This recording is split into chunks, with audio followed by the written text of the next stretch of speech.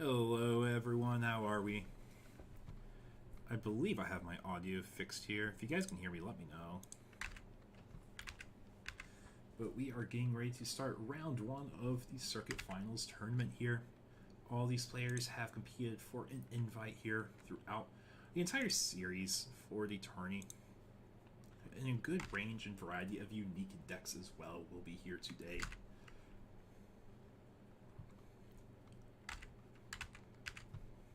I'm not seeing my mic moving here, so I might have to fix my audio.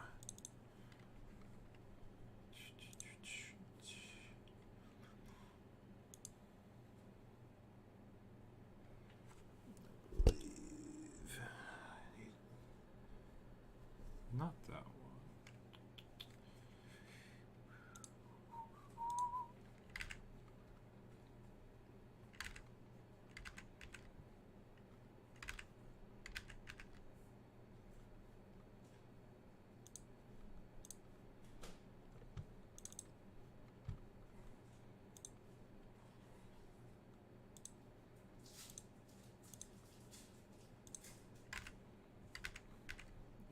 Go ahead and get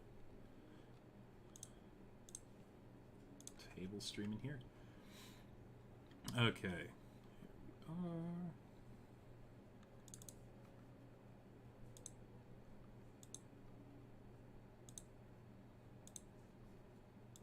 Testing. Why is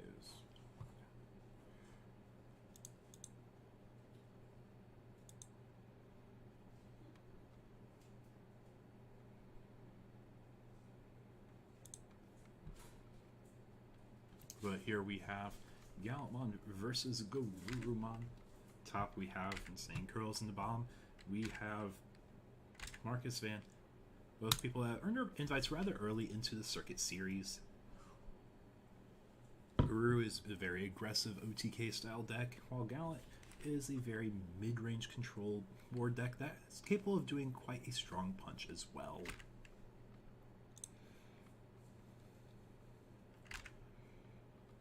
But we see the Guru and raising the cool boy setup.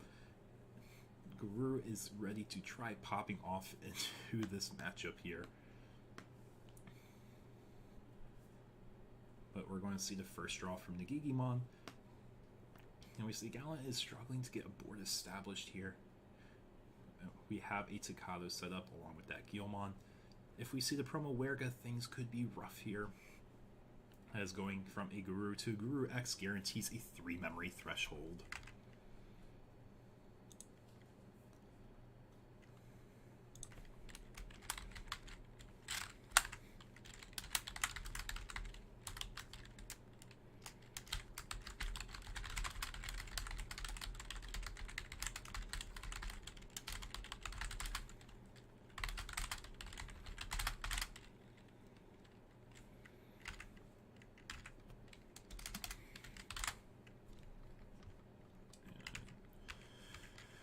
We have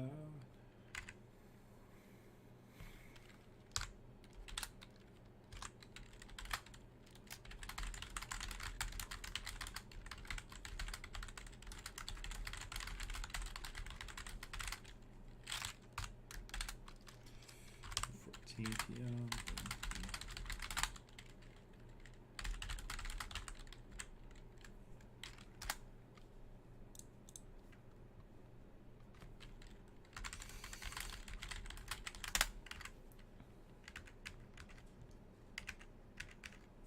Okay. So we do see the Sagittarius promo in raising. What that means is we're probably missing that Werga X promo. Guarantee. Well, it's an extra Guru X protection, right? But can you guys here in the audience hear me all right? If you can hear me, go ahead and drop something in the chat. I think, yeah, okay, I see microphone audio is working.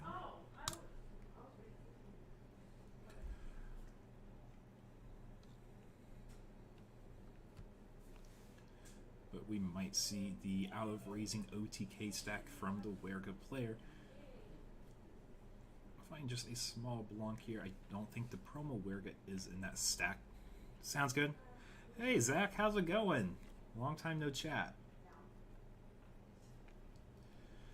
And I think this spread's going to be fairly realistic for what we'll see at Nats, to be honest.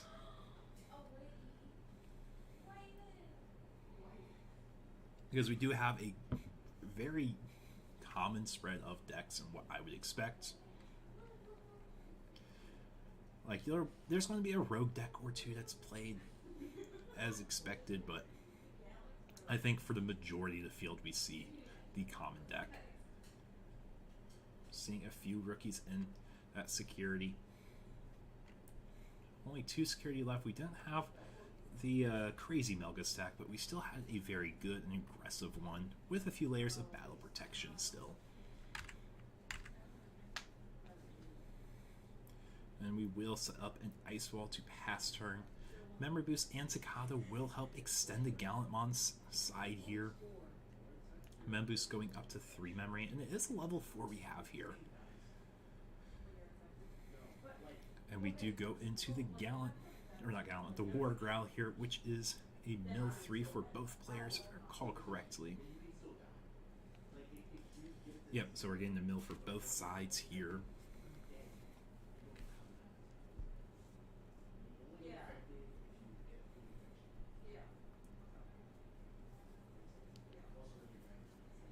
Pretty darn good. Ready for Nats, excited to get out there.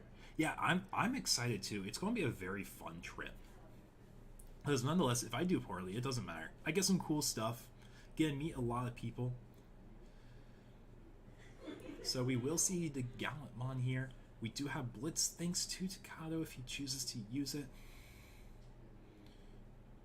Yep, and he is using Gallant's effect to pop the stack. And when he swings security, he will lose the 2. Thanks to Ice Wall, because that is still live.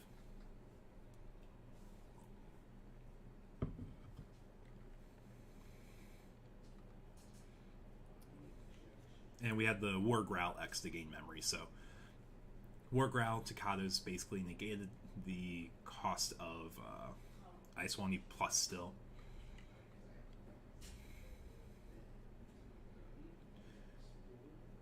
But yeah, that is the Gallant synergy of really being able to pop board and get that mid-range part. Now, closing out game is going to be the struggle here. Because we're not going to pass turn as Melga, and we're building up our next stack to be aggressive.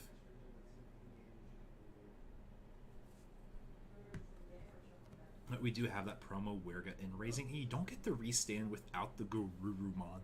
But if you have the X ante into Werga X, you will get that still.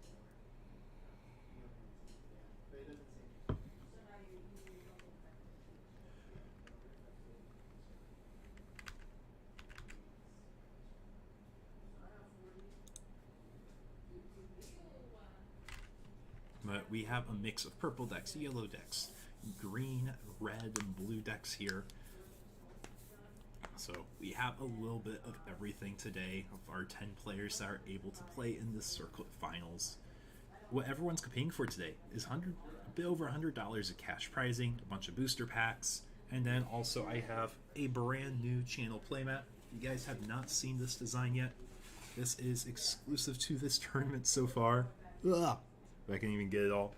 But it has the channel brand, the crest, and then just cool circuit backgrounds. I definitely love this playmat a lot more. And the packs people are playing for. We got some double diamond. I have a few boxes of that held aside for events like this where I want to bring out something a bit more special than the most recent set.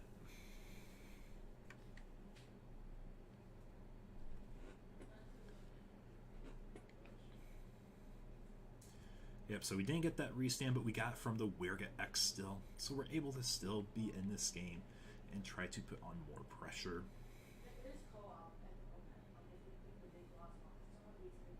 And then we're able to close out game still, thanks to the extra check from the Werga promo in the giant hand size that Cool Boys helped enable. But they will be moving on to game 2 now. Yes, this is round 1. It is round 1, David. We just started here at 5 o'clock, so players are getting basically set up and either getting close to finishing game 1 or they're getting ready to start game 2 like we are here.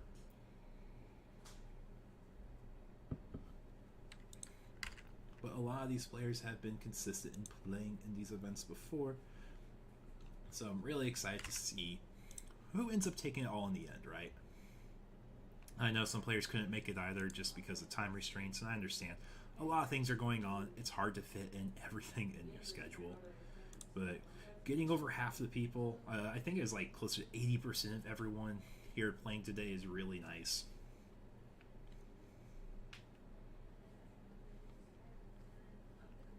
But from everyone here in the chat, what deck are you expecting to take today's circuit finals?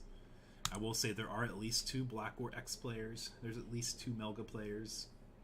And then we have some other decks that are popular in format too. So it is a fair spread, not oversaturated on any deck in particular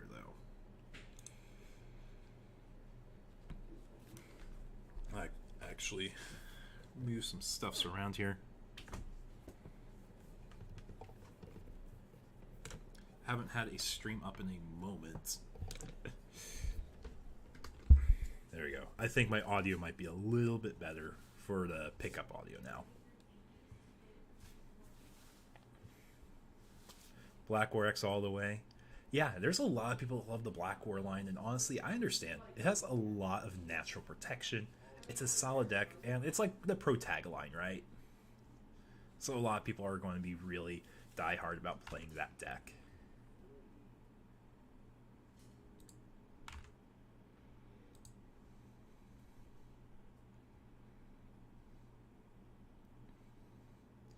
And we're going to see the Growlmon dropped here. I'm guessing we're probably missing a level 5, or we're trying to be a little greedy with the digivolving effects of the War Growl.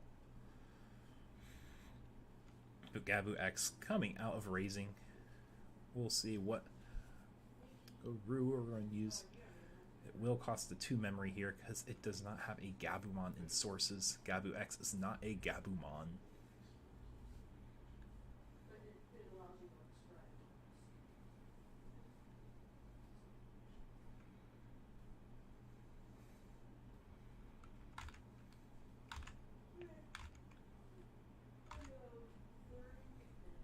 See a memory boost.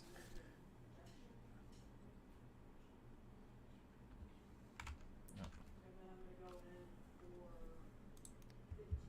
Real quickly, that was a Gabu X in the sources, right?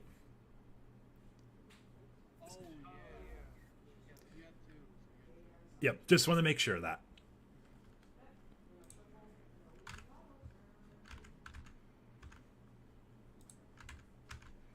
And that's a common thing that happens. Similar with the promo where Guru and having Guru X, but no Guru. You don't get the restand still because it doesn't say a name. It explicitly says Guru or Gabu.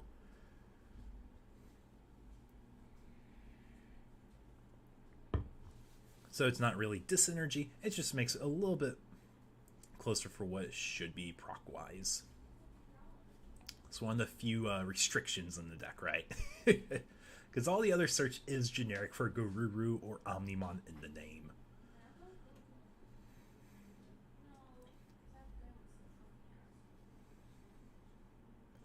So we are going to see the draw form that Gigimon crashing into an 8k body, unfortunately.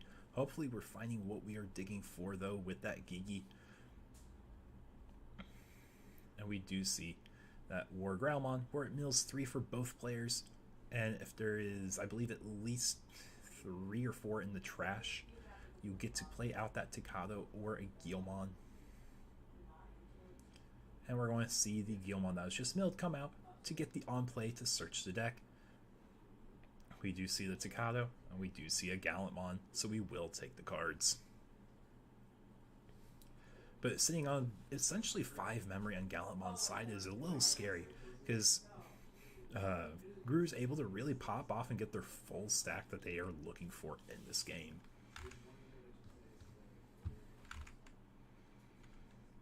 First thing's going to be that Cool Boy. We are looking for some cards. We get the X anti option and the Guru X here, as they are both valid targets. The Omni goes to the bottom, which is fine. We're going to immediately get 1 memory back from the Cool Boy play by going into that Guru X.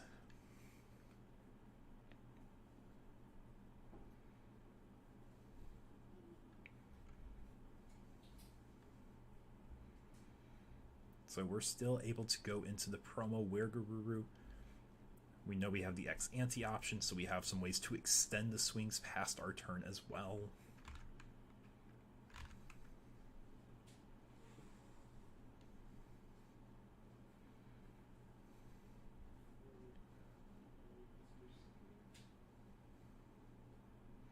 But now we're actually capable of swinging into security, getting that restand, because we do have Garuru. We don't get the draw, but we have extra DP from the Egg and the Garurumon. Running into a Blanc, so it is fine on DP. Now we'll tuck the X-Ante option underneath so we can swing security, and we'll restand essentially from the Wergururu X. When Digivolving, you get to bounce that Guilmon back to the hand. Then we're counting the cards in hand to see if we get that second check.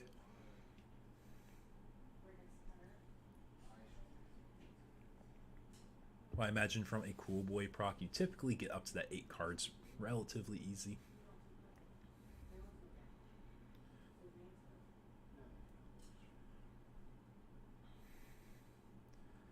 And we're going to be swinging security using the X-Ante option to go into Melga X here for a cost of 4. When restanding, you get a bounce them on your opponent's side. So we're going to see the War Growl bounced, and we're getting our 2 checks in still. Where we find the X-Ante option and a Guilmon. So we do gain the memory for the X-Ante option, but it's just going to be a concession here, as there is no real coming back with Gallantmon against the Garuru deck here. So that means we have Marcus taking round 1 against Curls. I don't think it's really a big surprise here to see Garuru outpace Gallantmon. Getting the Gallant stack out is really nice though.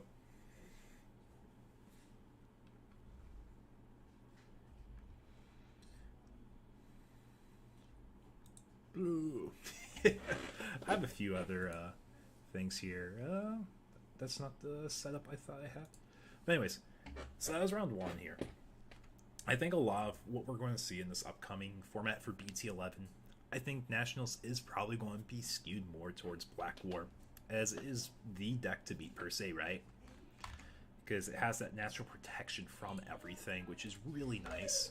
The only thing it lacks is that battle protection and deletion by effects, if I recall correctly.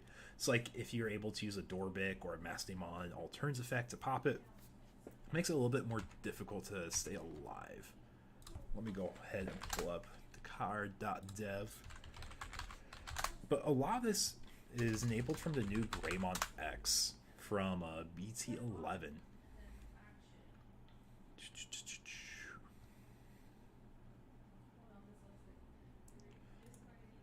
But yeah, the mainline text of Digivolving to a Greymon for 1 less for each color you're going into, super solid.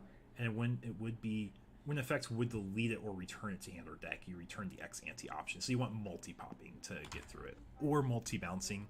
So like a Melga X gets 1 bounce, which lets you remove the X-Ante option, but you have to bounce it 1 more time in order to actually remove it.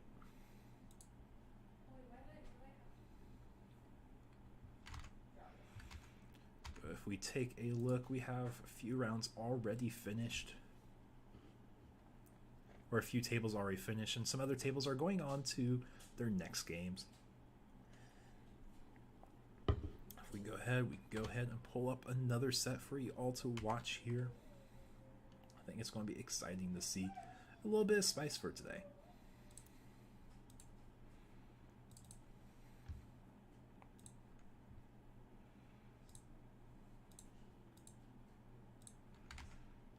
And let's go ahead and go back to this view and pull up the table.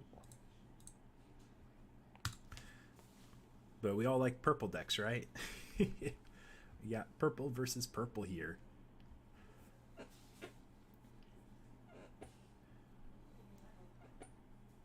So we have a Cerberus Loop on the bottom, playing by Michael, and at the top we have a Melga, purple dashback Melga deck. It's a card that we haven't seen in a very long time here, but pitching that Nidhogg will gain a memory. We see a Fight for Your Pride. which in security is effectively another Underworld's Calling that lets you play a level 4 or lower purple mon from the grave. So not only is it like a security bomb, but it's also a free body.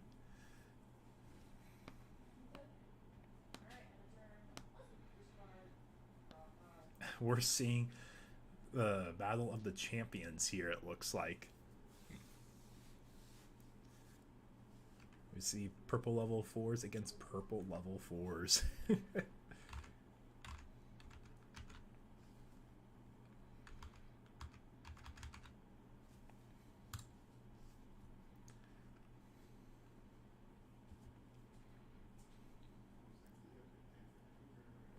But I will say, it's really nice to be back on the stream. It's been a moment since I've had time to stream between work and some of my other stuff I do for just card games in general.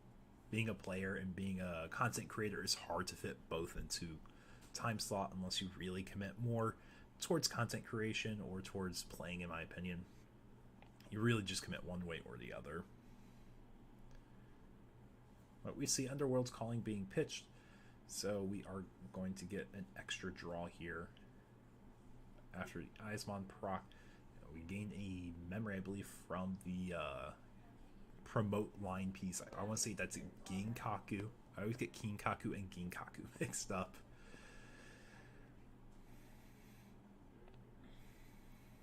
And now we're going to get some more draws and pitches.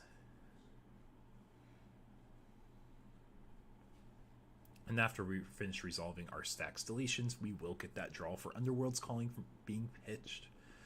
I think it's one of the few cards that has an effect of being pitched. I know the purple Nidhogg says when pitched you gain a memory. Underworld's is draw a card after you pitch it. You have Skull Gray after you pitch it. It gets tucked underneath as a source. We're checking Underworld's Callings back and forth in this game.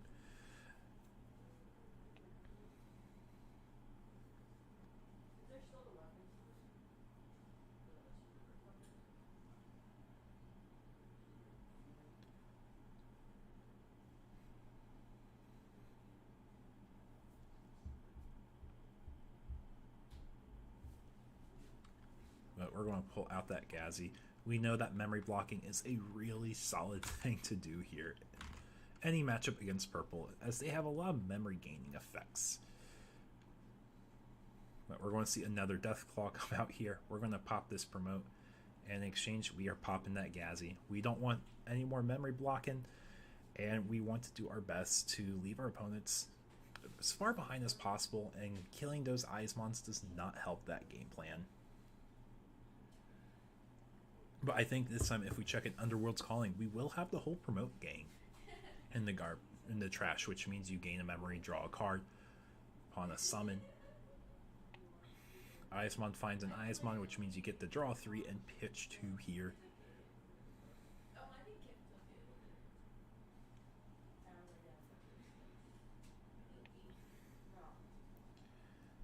And we are pitching more of the promote gang here. We're pitching a Nidhogg. We're going to gain another memory. We want to see Eismon make its way towards security as well. Find that Gavi. This time he has jamming, as the joke always is. Eismon will jam through security, as it's one of the cards that you want to die that just never dies.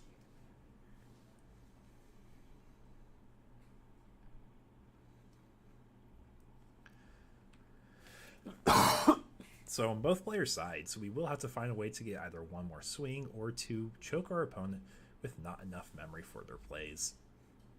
I believe that is an Eismon scatter mode in raising here, so we will be able to get more cycles and draws. But we have to be mindful, we need color requirements if we're going to be playing options. But with two bodies on field and a rookie in raising, it is scary to try doing board control, because I think your best option is trying to go for game here if possible.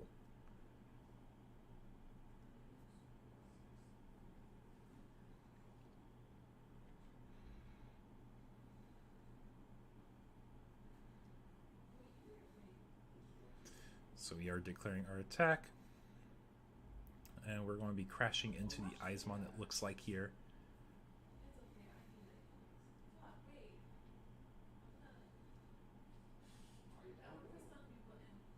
And we do have that Eismon piece to keep purple on the board live for other options.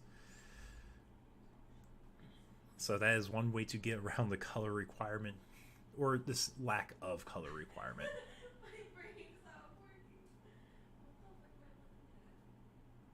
Yeah, I was just Yep, looking and at after we finish the resolving all our deletion effects, the Underworld's Calling will trigger, so you can get another draw. Okay. Because it's one of those pending effects that is kind of floating until we see everything go. And now we get our opponent's deletion of the Eismon. We're all drawing cards. We are all going crazy with draws from the deck. But if we see two Nidhogg's, we can see that really disrupts Margarita's turn here against Michael. Today I haven't watched it. Oh, I didn't watch it yet. I'm not watching it right now. And we see a Sukamon, and we see another Kinkaku piece. We will see Chimeramon coming out here, clearing out the Gabumon because it will be purple and white, which is two colors, and we are tucking one piece underneath here. And we are tucking that Marimon. Blue Marimon, I believe is what it is. Effectively clearing the whole board, which I was impressed was possible to be done from that board state. But we are leaving Michael over with 3 memory now, with a rookie in raising going against 1 security. But we're counting cards in trash. We might see a Jack Raid coming out here.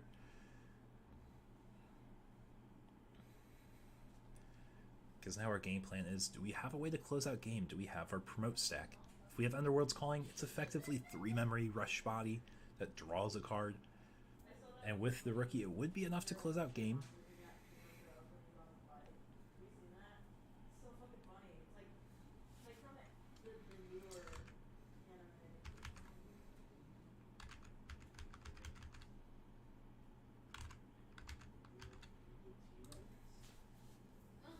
But we do see that swing towards security. Demimera will draw 1, pitch 1, gain a memory for Nidhoggmon. Get Agassi down on the field. And we're going to play a Jack Raid. Now we have that color requirement being met. Going into a promote for 2 memory, draw, and we will rush for game. And that is just enough to close out the game here.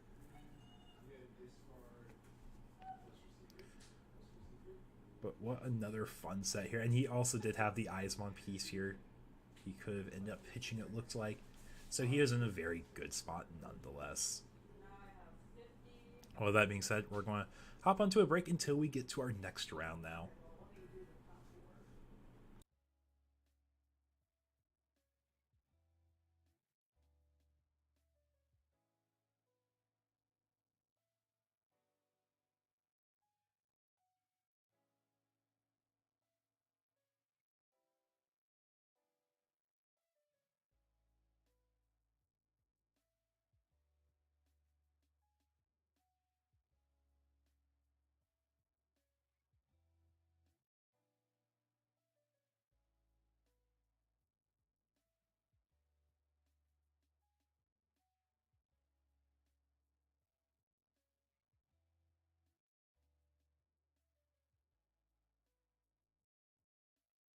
Basically kill you that same turn. And yeah, Um, you don't have a chance to like clap back or anything. yeah, so it's like that's why I'm actually playing like uh tonight. I was like I don't want to. I that matchup was still bad.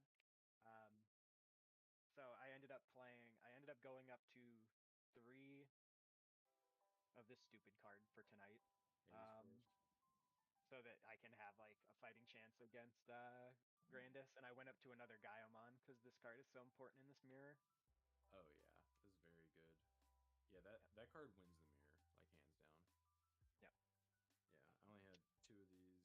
I only pulled 1 of this guy, and then Mm-hmm. 2 of these and 2 of these. Yep. For what I'm only playing the 2 Black War Greymon X, and I think that's probably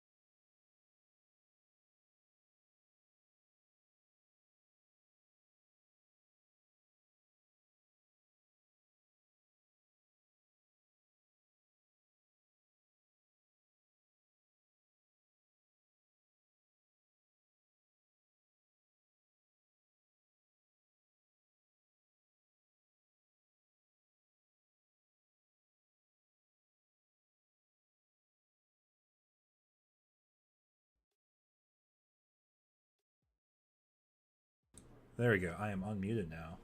Let's pull up webcam locals for round 2. Or webcam circuit finals.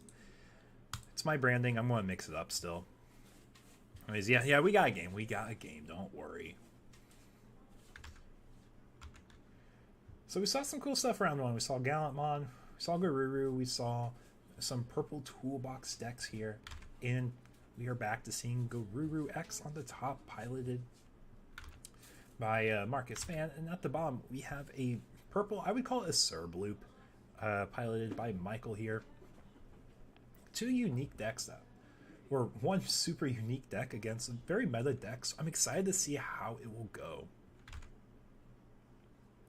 But they are both, or the purple box is making use of some BT11 cards still. So it is still considered a new deck in some terms, right? Yeah, you had to buy. Oh, there's one person that no-showed and dropped. So that's sadly it has to happen somewhere to someone. But it does give you a free win, and hopefully the person you lost to round 1 will give you good resistance. But nonetheless, you still get 2 booster packs of Double Diamond. Hopefully we see a Ghost Omni pulled. I'm trying to make it worth everyone's time for these final events.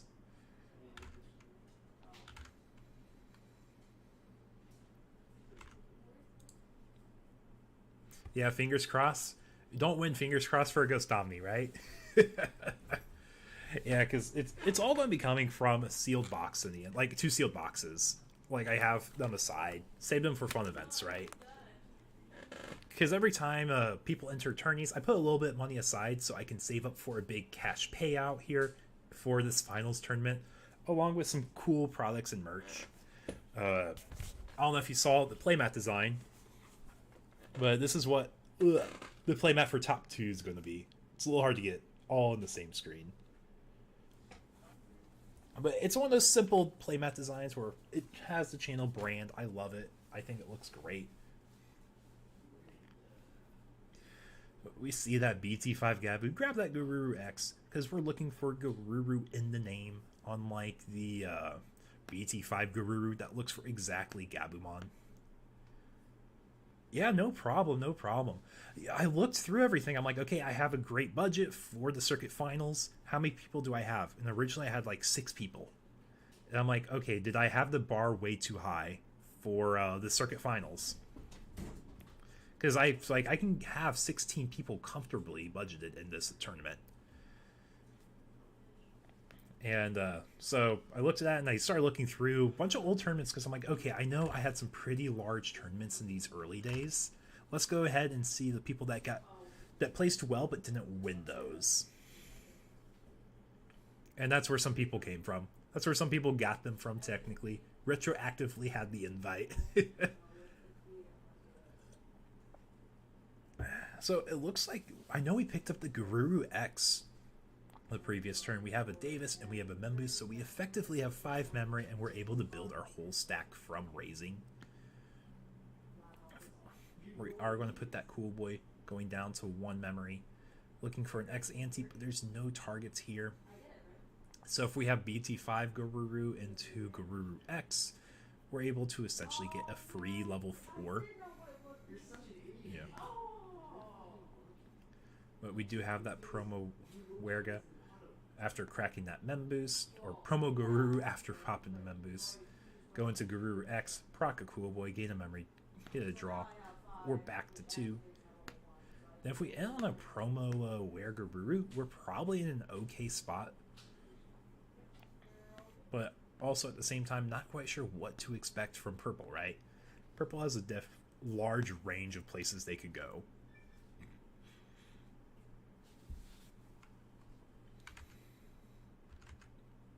Let's see, can I get this set up correctly?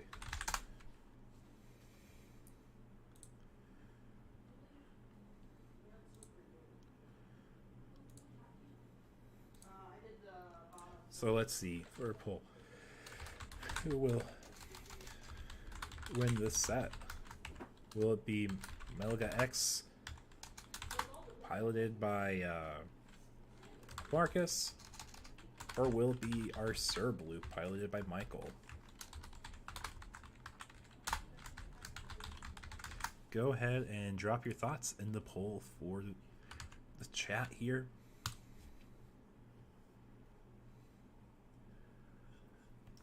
So I feel we're in a pretty neutral board spot for what we can see here. But that Where Guru X goes over a stack with the option, so we do get to bounce that Eismon.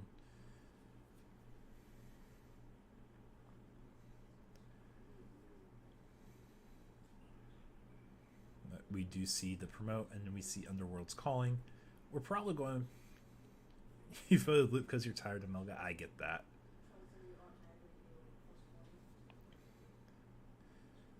But yeah, checking out Underworld's Calling is a big deal because it lets that Serb live from being bounced potentially here.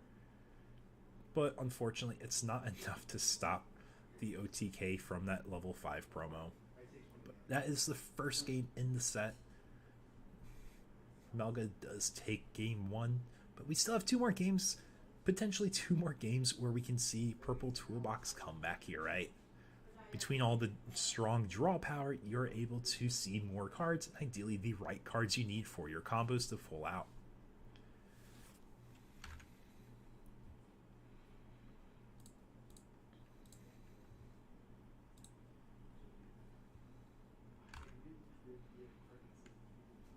So I know there's 2 purple decks today. One's focused around Dash Pack Melga, which Digiburst 2. You can cast a purple option that costs 7 or less. And we got Michael's Serb Blue Purple Toolbox deck, as it uses the Dead or Alive options along with the Serb package for the upper end. I mean, technically there is level 6s, but they're like support level 6s for Nidhogg to gain a memory when you pitch it.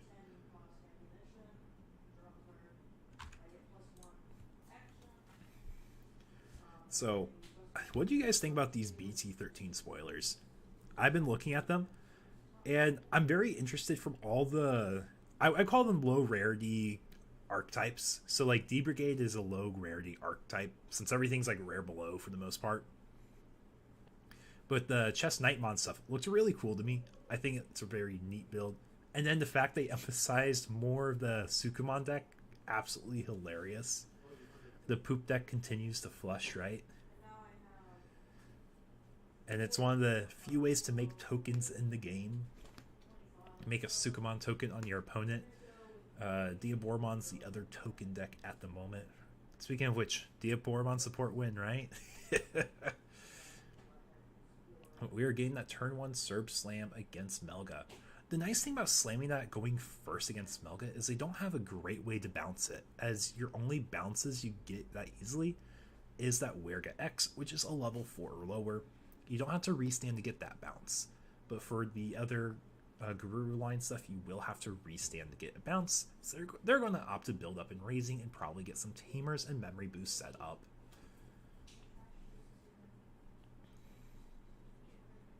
And there goes the promo Werga to the bottom of the deck here.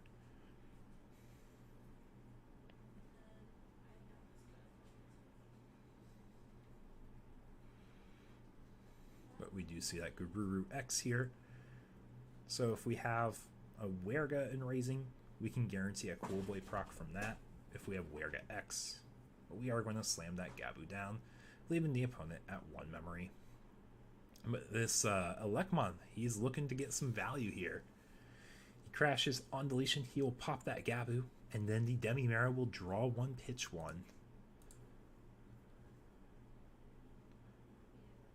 Yeah, we definitely need to. When I saw the Lord Knight being purple, I'm like, oh, that's not what I was expecting here. I was expecting the Lord Knight to work with the original one, right? But it's definitely oriented around the Lucimons and the Yggdrasil Royal Knight Megazoo stuff. But from that deck, I'm expecting Floodgates about cost reduction coming up again, like we did against Cross. But oh my goodness, these Serbs are coming down, but we don't have the werewolf modes to pop. It looks like we are getting a rough start here for our game 2 against Melga. Yeah, big sadness. Hey, Felicius, nice seeing you around. Yeah, we didn't even get the Lucimon. Yeah, I was expecting the one of the secrets to be Lucimon Satan mode. I thought that would make a lot of sense given the fact that we have Royal Knights looking for Lucimons, right? I really do believe we will get a very strong, cohesive Lord Knight deck coming up at some point in the near future. Because, like, the original one, I kind of miss it low key. I hated going against it, but I did miss seeing it.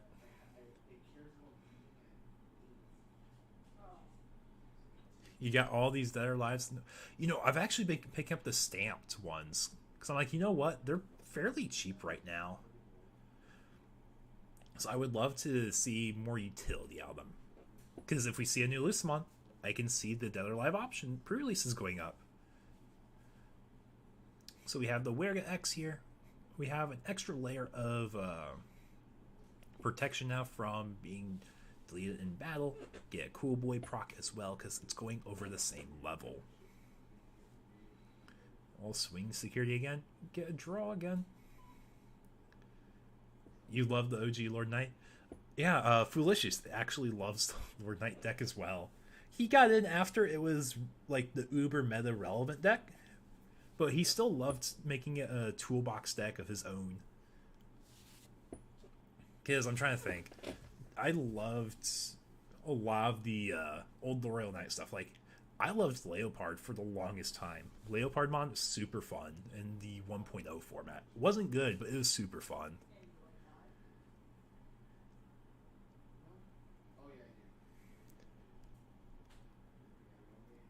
Oh, you loved the packages that could pair well with Lord Knight. That makes sense. Yeah, I know you like the Sakuya line a lot because that's like your main pretty deck right now, right?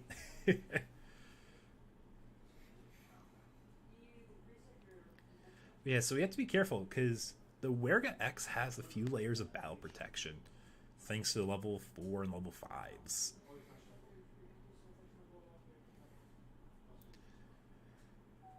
Yeah, because I forgot about the Electric Rush build of Lord Knight.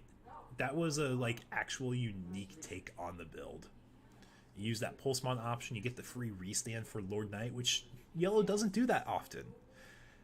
And then being able to swing again, get another free body, you can really build advantage there if you had that setup. Scares you to bring that thing out in public? Oh, the Sakuya deck? I mean, I understand. There's lots of high dollar rarity cards in that deck too.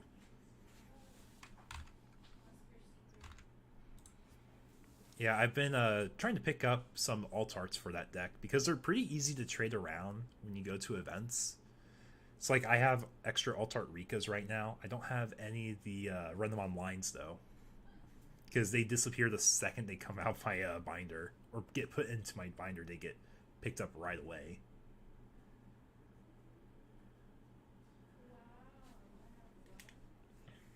Jesmon GX and second Lord Knight is fun. You know, it actually sounds really cool. I keep forgetting Jesmon's such a great toolbox for Royal Knight decks.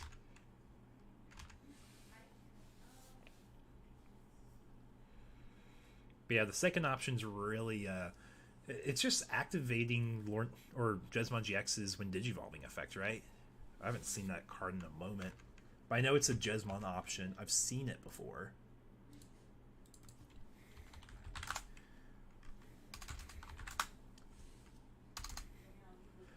Yeah, I think that was a BT10 option, I think, because that's when all the Jesmon support came out. Yeah, Psychen Mappa. Unsuspend Digimon, then if it has Jesmon GX, activate the when digivolving. Yeah, okay. I kind of knew what it did.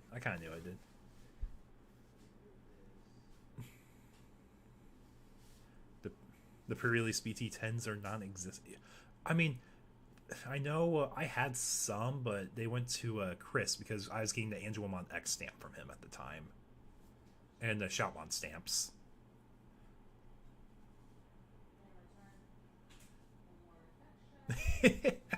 I dig that. The Magmons do turn it into a Jesmon because you get the restand and you get DP buffs. So we see Underworld's calling here in security. We're going to summon the promote gang, right? Oh wait, no, we've been bricked on level 5, so we haven't been able to cycle. We do get a promote, but we don't have any of his gang friends with him.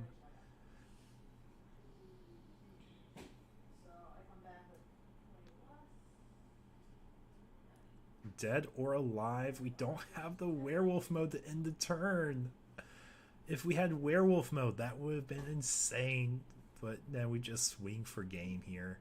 That was a great security. We just couldn't get game rolling along from Michael here. That is an unfortunate loss for him. But going against a very strong pilot playing Melga still.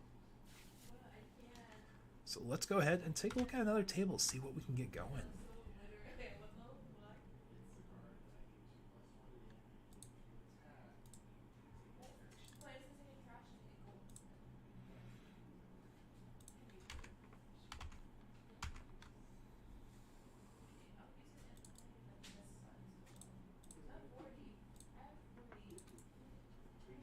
Let's see, can I go ahead and flip this one?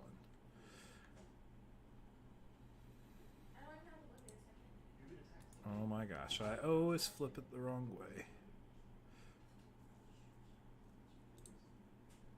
There we go.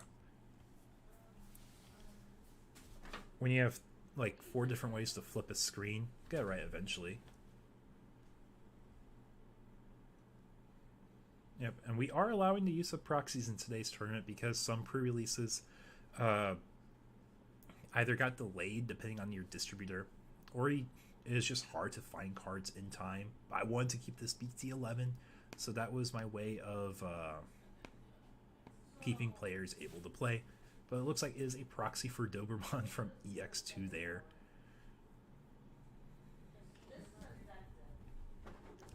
You tried the Psychic option, but it's too expensive whenever you got. Yeah, I mean, it has a really good effect. It's just one of those weird cards that's hard to balance, right? So they had to make it a little costly. It's be like, well, we value this effect at this much. Like, if you look at card games, card draw typically has a set value for recursion. So we see Dead or Alive for the check here. Or not Dead or Alive, Hades Force, that's what it's called. We're just playing purple.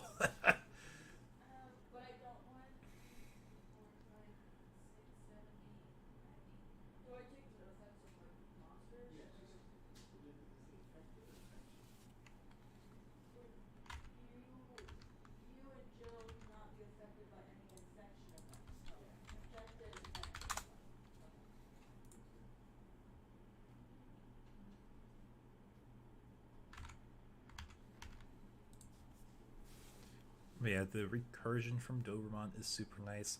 We did mill a BL Star here. So it is BL Star versus Black War X.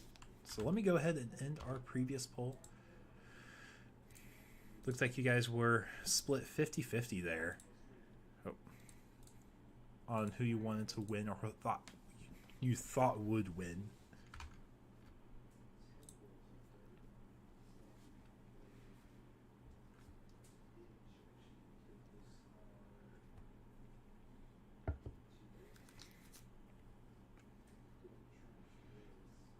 It looks like we are going to be pushing with our rookies, and we see the blue Bond mat here. A great way to take advantage of the Gabumons in purple, because it doesn't check the color of Gabumons pushed from raising, Gabus or Garurus from raising, but simply their color, or simply their name, not their color. But we're going to keep on searching with the Black War deck. No targets here, though.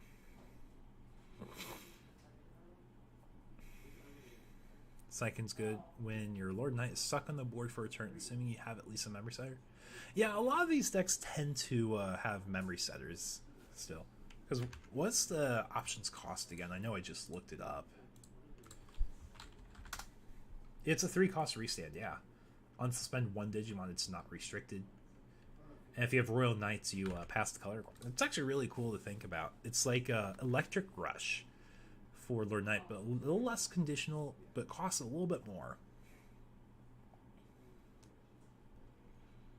But we will see the Dracmon come down here, picking up a 1 or 7 cost option. We are picking up Deathclaw here.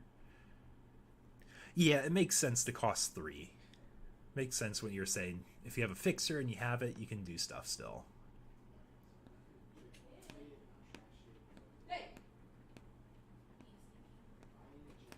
But we got Promo Agu in raising. We're going to be building up here. Hopefully we have enough to build a stack and have a close game still.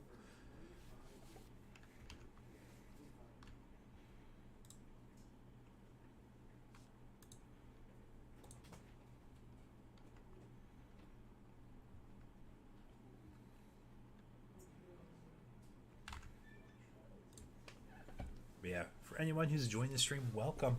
My name's EagleX, and this is the final, tournament in my circuit series, where everyone is competing for a chance to win the title and the pride of the circuit season 1. For prizing, we have booster packs of BT6 for participating. You get 2 packs of that, and then depending on your placement into top 4, you get a cash prize with a combination of booster packs. Hey, DigiPanda, how we doing? I'm going to see you at Nats. You're going to be commentating there. Congrats on that again.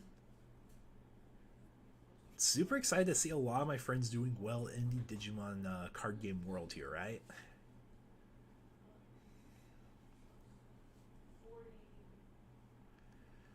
But now we are looking at the Doberman effect, or what we want to return from that grave. Do we want to return probably a BL star if I had to guess?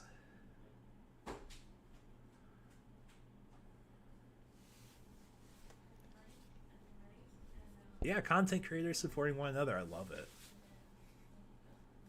Yeah, it's just been so hard for me to commit to content creation, playing the game, and preparing for Nats. That's my big thing.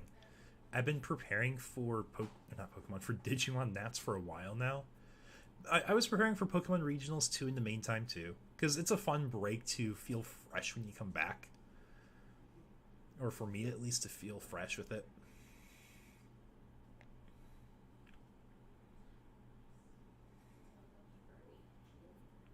What do I think's going to win Nats? The safe thing is to say Black War. It's your very safe bet. But I do think Grandis can take it for sure. Like, I'm locking in Grandis. I'm not going to hide it. I'm locking in Grandis for Nats. I feel very confident. I know how to play the deck super well. If I check options, I check options. But until I check an option, I'm going to just keep swinging security, right? Swing security, piercing over. But yeah, I think Black War is definitely the safe pick, and I wouldn't be surprised to see if we look at top 8, we see like 5 of the top 8 decks be Black War. But I think Mass Day has a very legitimate chance in the hands of a good pilot. No, security control's dead. I'm sorry, I tried. I spent a lot of time. I had a group try our best.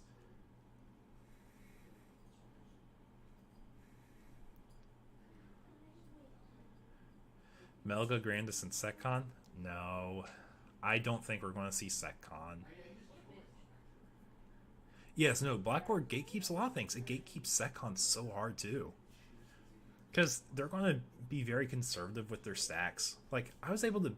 You can beat Setcon if you're a solid player with most decks, in my opinion. Sure, it's going to be hard, and against good Setcon players, it's going to be difficult. But you're definitely capable of beating it. Rogues, if a Sukamon deck makes day 2 and I lose to it, I will not be mad. It will crack me up. But I don't think it's realistic. I'm just going to be a big bug swinging security. Because I don't think they have any ways to recur from grave either, right? I think it's pretty much just based on deleting the stacks, and that's when they get recursion.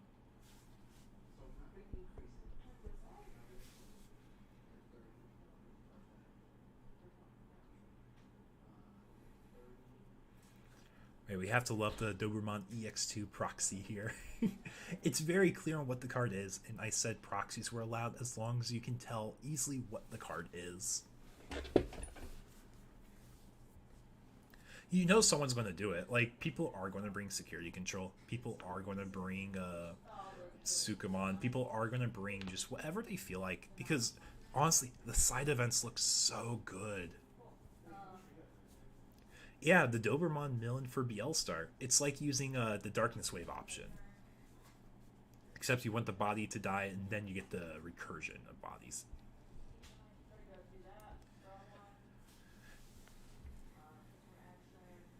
But BL-Star has actually been doing a lot better than what I think people are giving it credit for in general. Yeah, Machindra does have lots of potential. You get the free redirect, you get the protection from deletion with the EX1 at least. But you just get a free Machindramon during your opponent's turn. It's a little funny. So we have option protection / immunity here thanks to Yuya. We are going to pop a 6k or less. It will be the Gazzy that will be popped here. And we see 3 security left. We can start punching away. However, we have to respect the Gabu in raising, the Dobro on field, and the BL Star on field, as there's only, I think, 2 security left here. So we can see the game closed out potentially.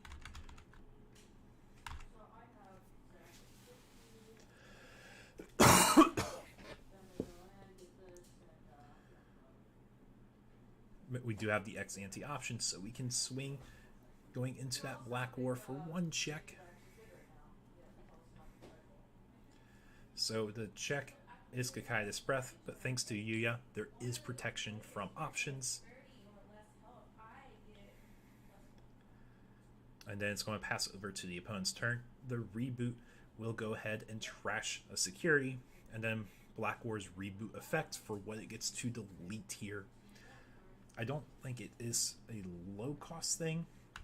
I think it's just a generic if its DP is less than or equal to, if I recall correctly. And we have the X ante option, so it should be live.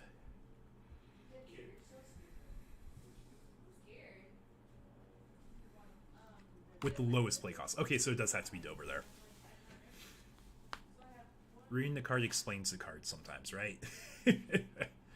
But we can redirect the attack of the highest DP Digimon still, so that BL Star could be forced to swing into Black War. And we do have option protection, so BL Star won't be able to do anything to the Black War at the moment. Even if we use an option like Ice Wall, or we use an option like Howling Crusher, you're not able to affect it from any option. You can target it, it just is not effective. And this is the reason why, like, I say Sekkon's dead. This card's just so strong into that style of deck and gameplay.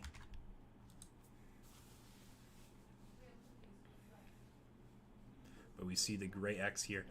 Killing off that Gabu, we get a Demi-Mera, draw 1, pitch 1 proc. So I think our best bet here is to get a Nailbone so we're able to summon a Promote with Rush. So we are building up that trash rather quickly. And we do have a good amount of memory still, so we could do multiple Bell Stars. We can use Calling from the Darkness. It is at 1 of those, so it makes it a little harder.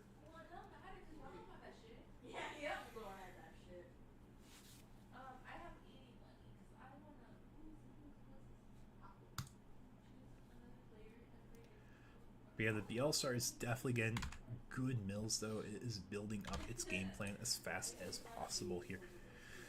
But yeah, we didn't have any people submit Machindramon today. I don't think people are that confident in it for circuit finals, but we are seeing some roguish style stuff here. But yeah, so declared the attack and got redirected. Yeah, we have some friends over. We have some friends over playing card games in the background. But yeah, like I was saying, there's the BL Star using Nailbone, getting a Promote to Rush. We gotta do it one more time. See a Black War. Do we have the Calling or another BL Star? Yep, we have a BL Star to cast Nailbone and get a Promote and swing for game.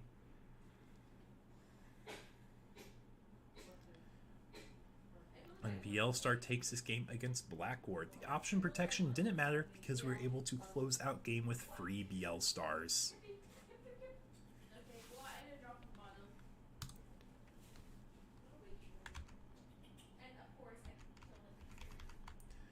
definitely something I think surprises a lot of people is BLStar does have a solid spread into this format.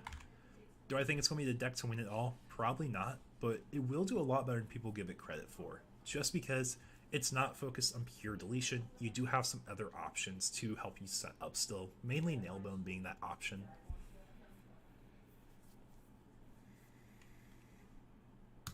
But it looks like we will be going on to a game 2 here. Or game 2 or 3, I'm not quite sure what we're saying. Probably game 3, because I think I came in at the start of game 2.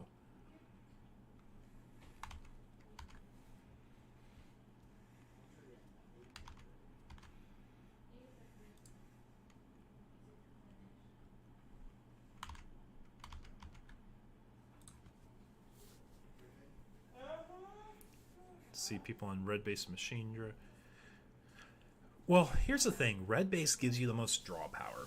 Because you get the Guilmons, you draw with promo Guilmon, you draw from Gigimon. If you have the mill Guilmon, you can draw for the Gigimon still, and then mill cards from your deck, including pieces for Machindra. It's like, I don't think it is a wrong option. I think it's super good still for its own merits.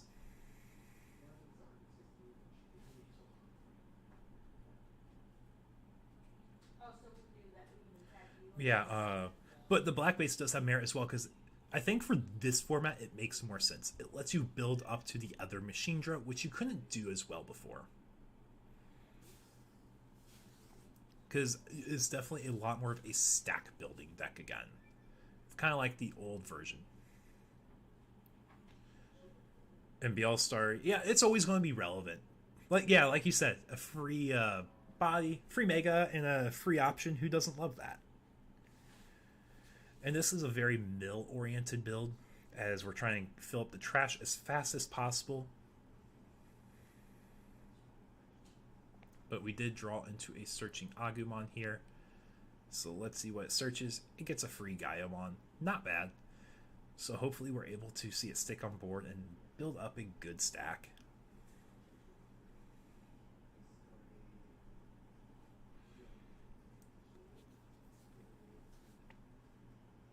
But we see that Vilemon staring across that Agumon on the board.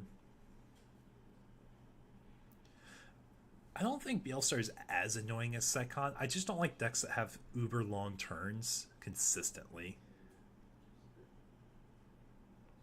Yeah. I think in retrospect, you are right about the black base for this format. Because it took me a moment to realize you are doing the stack build again. I mean, it's not only a waifu thing, like, it is a really cool archetype playstyle here.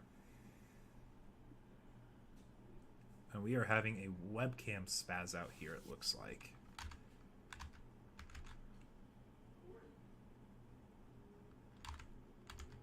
It's still on here.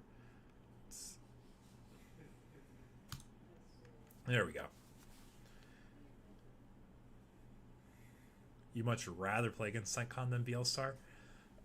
I think I think BLStar is more fun to watch, in my opinion.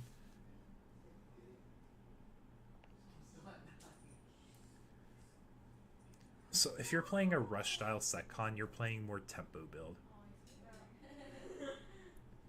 Yeah, he was going through a tunnel. That's why his connection dropped. Yeah. But yeah, talk about a rough time for Black War here. We're not able to get anything sticking on the board. Let's go ahead and Memboost and see what we get here. Hopefully we get a way to build up, but we're seeing options in the Cool Boy. Nothing to help us build up here. So we are definitely struggling here to get our game plan going along. But yeah, I don't know if you're still here, Digipanda, but how excited are you for commentating Nats? That has to be really exciting. Get some fun facts and bits of trivia for people on stream too, right?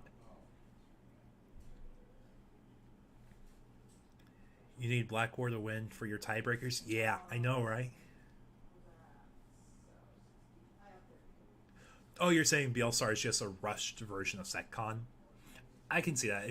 I thought you were talking about like a Setcon where they play faster because it has tempo builds. I was going to say because tempo Setcon's very different.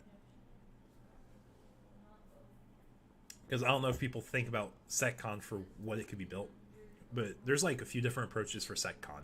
You have the tempo style, which is definitely my favorite, where you remove while building a body, or you remove, or you heal and then you swing. Because that's your tempo you're building. You're tempoing security. You're adding to your side while removing your opponent's side. That's what I love for SecCon.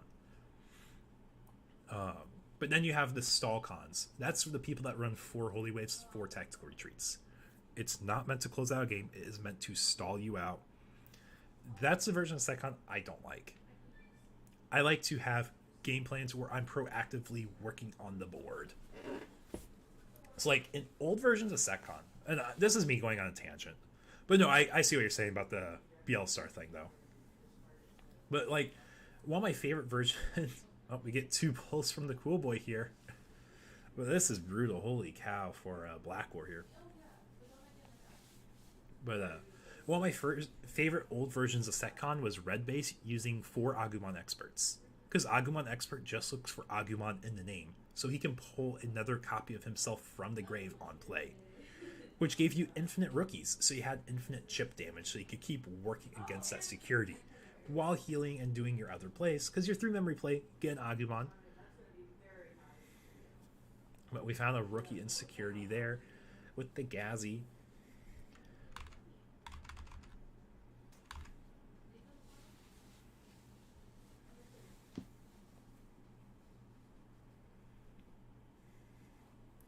But we're just going to keep building up more and more pressure here against Black War, as they're not really doing much, so we can take our time here setting up. But now we're seeing a stack build up. Hopefully we have another level 5 and or a gray X here. Yeah, that was my favorite version of SecCon. I love Agu Expert Loop because it just gave you infinite value resource. But now Chaos degrades in the game and the format's really fast, so it's kind of a rough card to try using. But I remember it was such a good thing for your base, because you had either a free cycle in the early game. I remember I used him with the Black Fixer Izzy so I could stack my deck, and if I had an extra Agu Expert, I would Evo in raising the draw. So I can draw into what I needed immediately. And then, if I was fortunate enough to get Magna Angemon, force a good recover on top of that. So you get the draw into Magna Angemon, the Magna Angemon recover. It was beautiful. I loved Black Izzy and SecCon for that. But now we have a Mamimon. But who are we joking? Who is actually playing SecCon right now into Nats? Besides diehard fans, I don't see many. So we saw last game, we saw the trash built up so fast for BLStar. It was really rough to basically have one blocker do enough.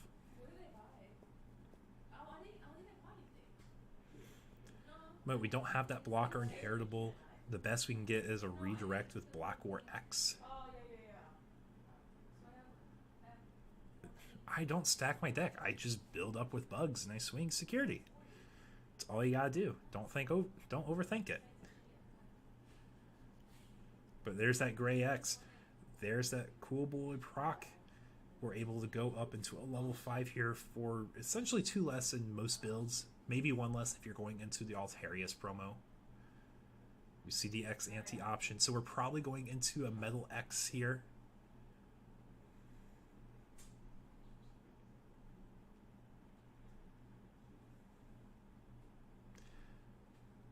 Yep, and there is that Metal X. It is reduced for a cost of 2 thanks to that Greymon X. Yep, there we are. Now we're getting the pop because we have that X anti option.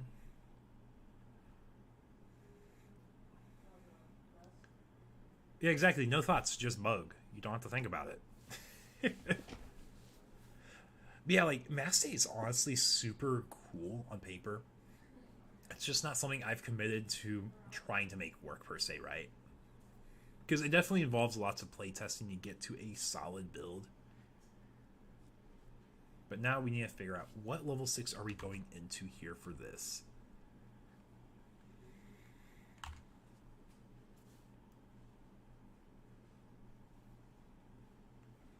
Because we have a few options. We can try to turn off blue options.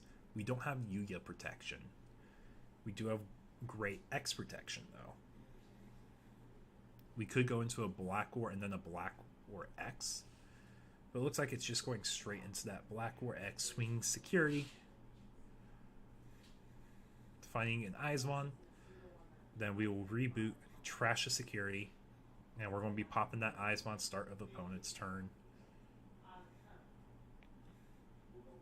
And it was an option trashed here, so well timed on that security being trashed. Of course, against Bielsar, you're probably expecting it a bit more, right?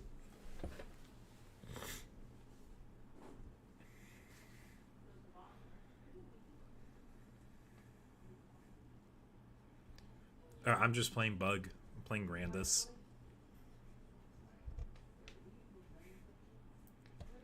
Because, like, if I'm not going to be able to get a lunch break, I'm making my own lunch break by playing Grandis. My games are going to be super fast, one way or another. Plus, I'm really going for the trip and having a good time more than anything.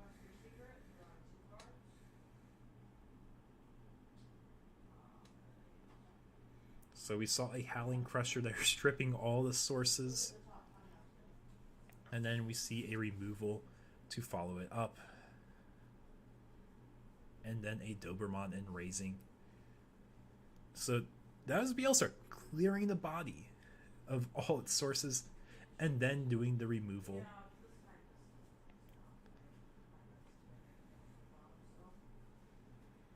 I will say things are looking rough for Black War here as Bielsar has put on solid pressure.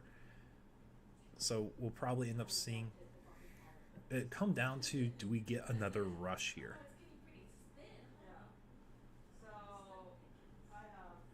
I mean, also, you have to remember, they have protection. So it could come up a lot more there. So Dober will die to that Metal Gray. We mill 3.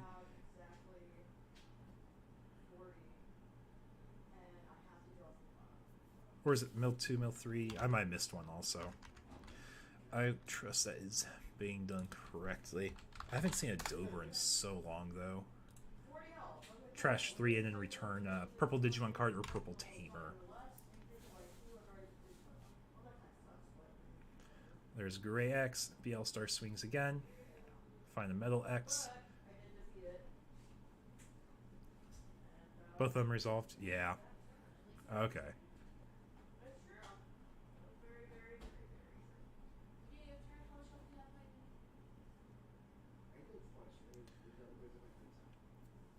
But it looks like we do have this game closed out here. That makes it. I will be right back, folks, and we will be starting round 3 here sooner than later. I'll be right back.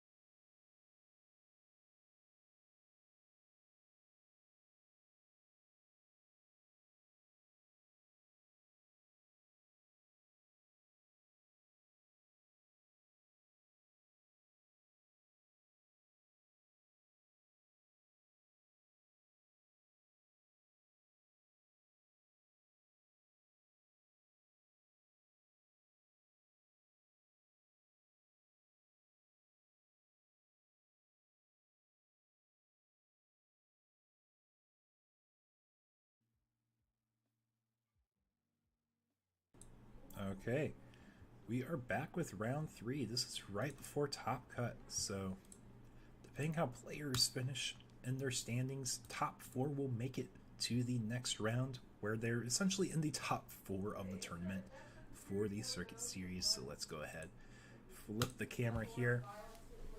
At the top, we have Knight BP. He is playing a red deck, and at the bottom we have Marcus, who is playing a blue deck. We're going to see the eggs flip here shortly, but we've seen Marcus on stream here a few times already, winning at the top tables, doing well.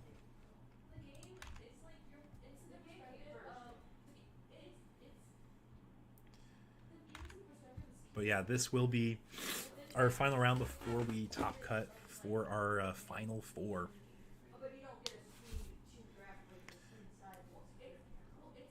But things went well for Knight in this last round. Both these players are undefeated at the moment.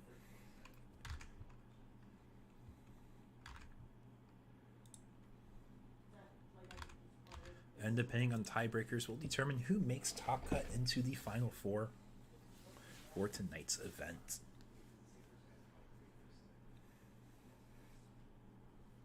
But we made our cuts to our opponent's deck, and now we are setting up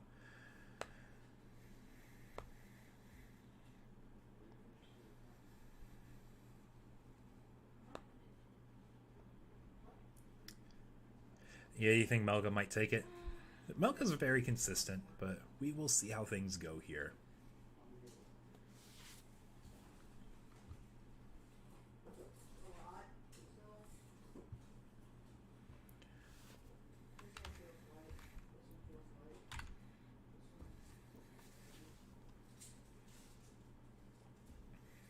But looks like we're going for rolls here.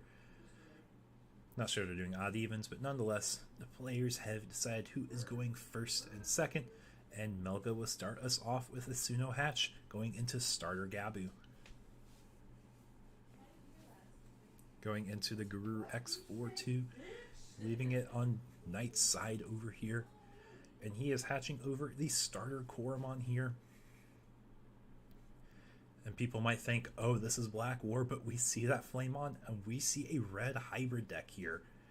Undefeated so far in tonight's tournament, playing a hero to follow it up, though. So what does that mean his hand looks like? Not quite sure at the moment, but we are setting up so we can have some consistent play after play. But over that Garuru, we have the Garuru X. Hammer Spark going up to 3 memory. A Searcher Gabu 4-3 going down to 0. We tutored the top 3. No targets there, as we get the awkward other half of the cards. And we have the Gabu X to go over to Gabumon.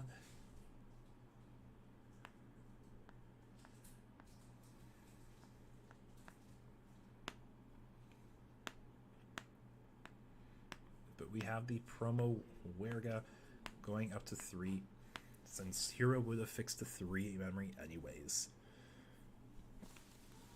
So we get the promo Aguni in raising. So this means we're probably looking at an ancient OTK deck. So we see Flamon, we see Gaia Force, and we see the Burning Greymon. We are picking up that Burning Greymon real quickly. That is an Analog Youth. Yep, okay, he's catching it. Just about to unmute the mic there. But he picks up that Burning Greymon, leaving Melga at 1 memory.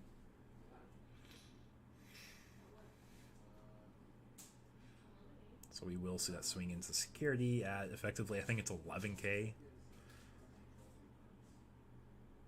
Yeah, they're both missing cards for their game plans. See that promo Aguni there. We see the Gabu swing, finding that Aldemon. So the Gabu is dead here.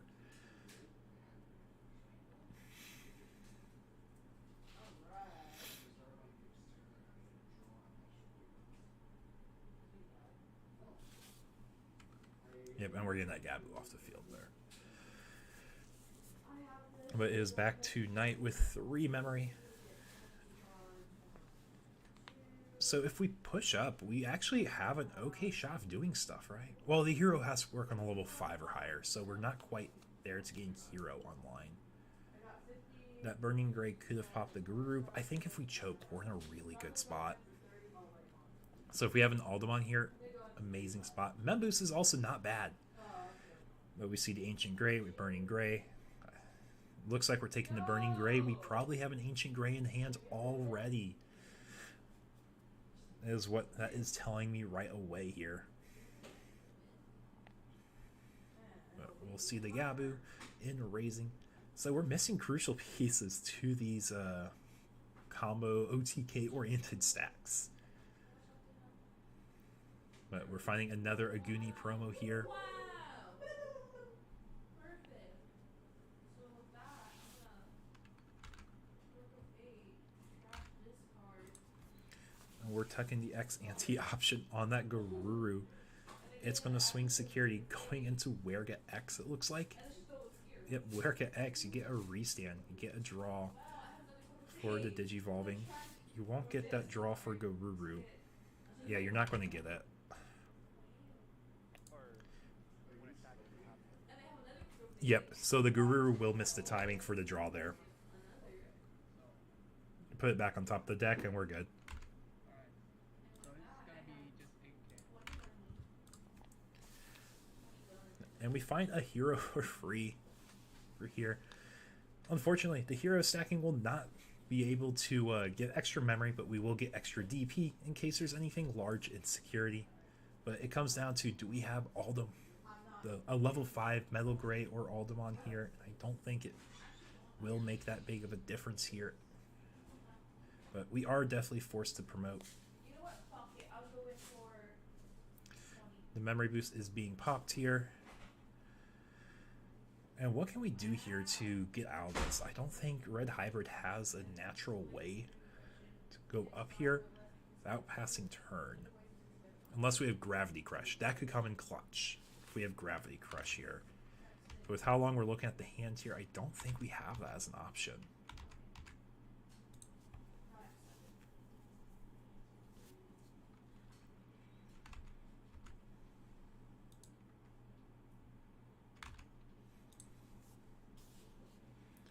But we do have that Metal Gray Altarius mode there.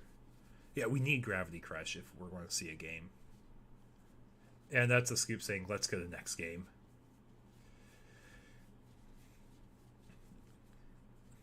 Yeah, the Guru is missing pieces, but they are faster than the Red Hybrid OTK was still.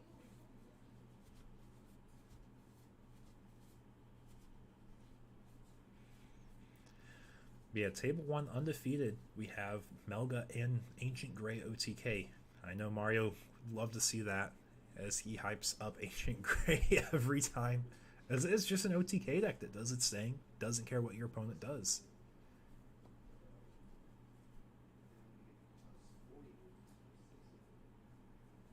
But yeah, like even a security bomb wouldn't be able to save Knight there. So scoop for the next game is fair. Trying to conceal any other information about your deck. As we're trying to make top cut here, whoever wins this will for sure make it into the top 4.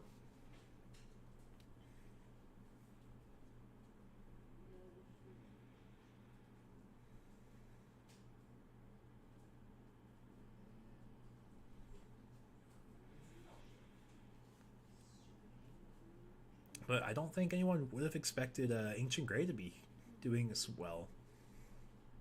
Definitely one of the more unique decks. So we get our cut of cards to the bottom of the deck.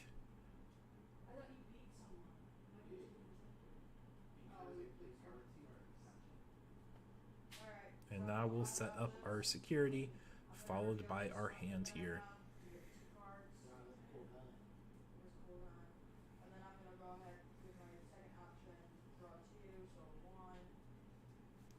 But yeah, I appreciate everyone joining the stream. If you guys haven't been here before, my name's Eagle X, and thank you for watching me over the Super Bowl right now. A lot of times, I guess, card game people like watching card games a bit more than sports, right?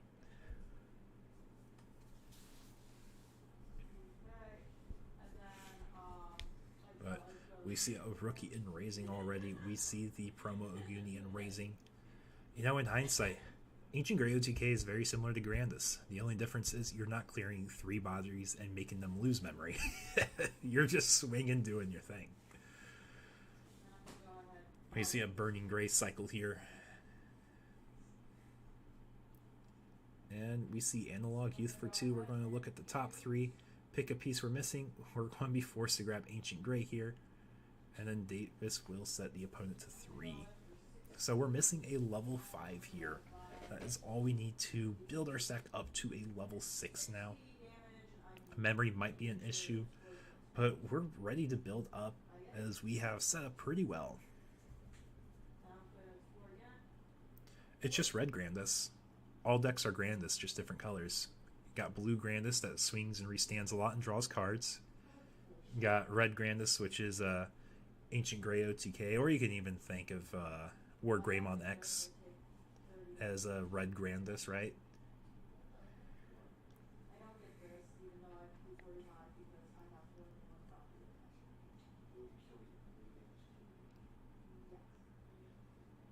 But leaving the opponent at 2 memory here, this gives room for Analog Youth if we need more search and then evolution.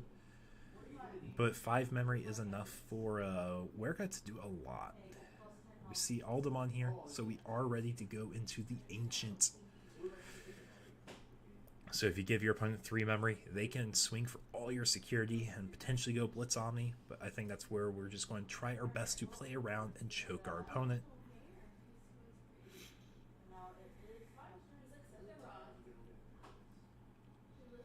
And there is the promo Werga going down to 0.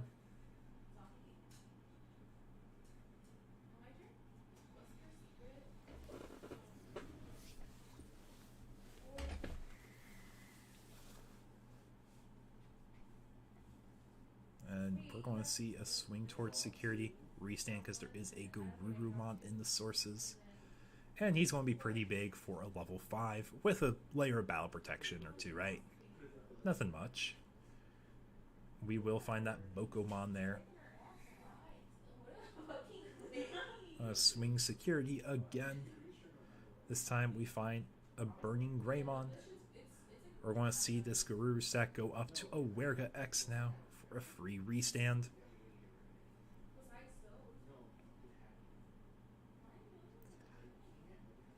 Now we have an extra layer of battle protection. I believe we have 8 cards in hand, so it would be for 2 checks.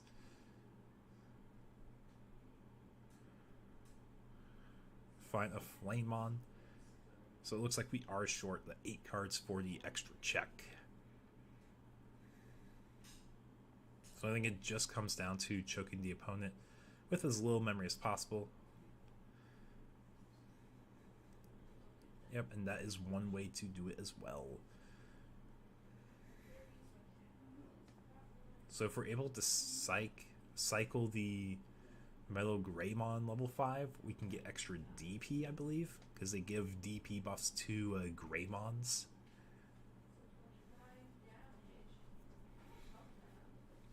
But I think we're in a very narrow spot for what we can do here. We're going to see Gaia Force on that big Werga stack, saying, you know what, I'm scared of you going online, and I need another turn to possibly do something.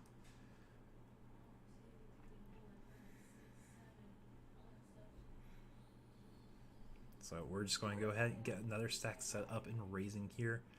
If we check into a memory fixer, that will be a big deal, assuming we are swinging into security though too, because you could just choose to set up and choke the opponent again.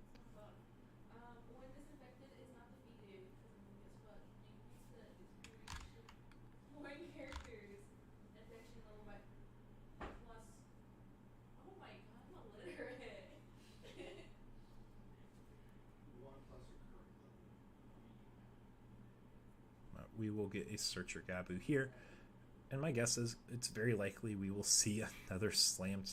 Oh, we got the Omnimon and the Ex-Ante option there, but we could see another level 4 slammed down here, trying to make it difficult on deciding what to do here. But as long as he doesn't have 3 memory, you play around the game plan pretty well. Now we do get the draw for Garuru here. On the Garuru X running into an Aldemon, so it will crash. So there is not going to be a memory fixer for Knight on this upcoming turn.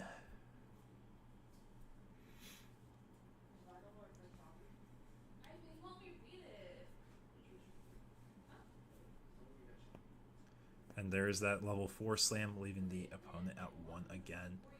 If we can push up and we have the 5-cost option, Atomic Blaster, things could be better. But pushing out is definitely scary.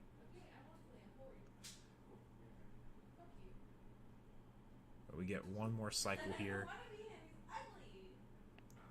Yeah, it just has to be like the Crimson Blades. That could also work here. That's another option we could look at. But it's going to be a mem boost. We're trying to set up next turn, saying if you check a Crimson Blaze or an option, you check an option.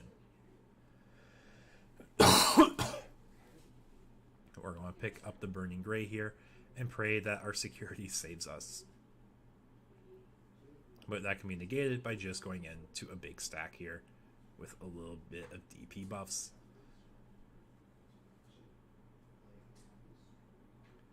And we do see game closed out here at table 1. Let's go ahead and take a look at some of our other tables now.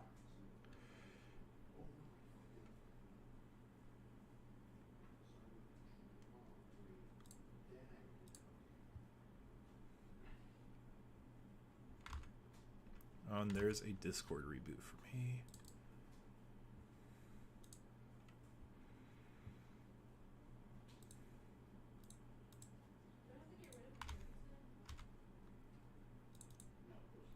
There we go. Now we got our game again, right? But we are back to seeing Michael here at the bottom versus Big O at the top. We got another BL star. We got another, shot in the purple toolbox.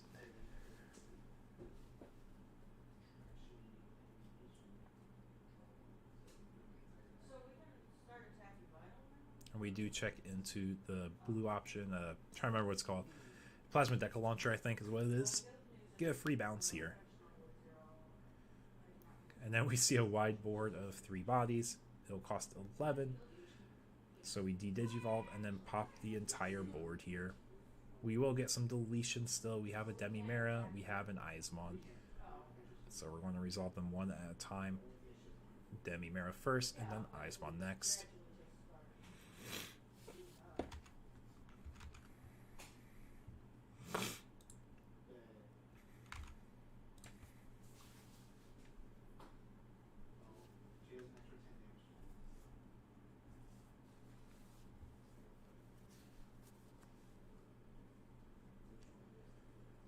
We're going to start by trashing that Tamer there. And a Gabu there.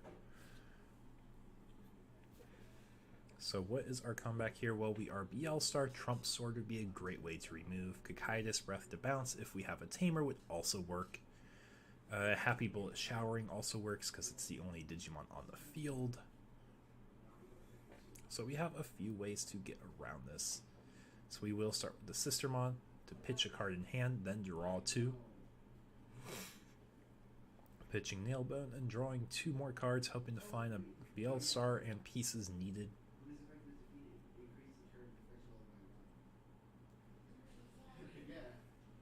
So now it's up to me to kill you both.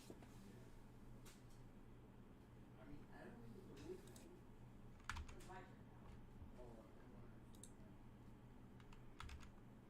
I'll go ahead and do that. Reveal my weapon that costs 50 or more. Draw 2. So we're seeing both players are pretty even right now. The only difference is we have that Death X staring down the Sistermon. But BL Star does have lots of premium removal in the deck. So our first mill is a Fly Bullet. Our second mill is a Nailbone. Then we will get the draw after the missed memory boost.